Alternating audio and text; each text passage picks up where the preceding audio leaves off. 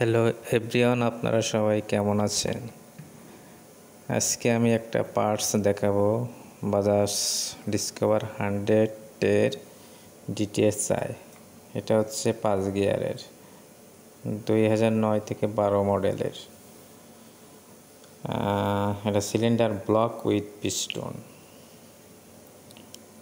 এটা Bajaj genuine parts.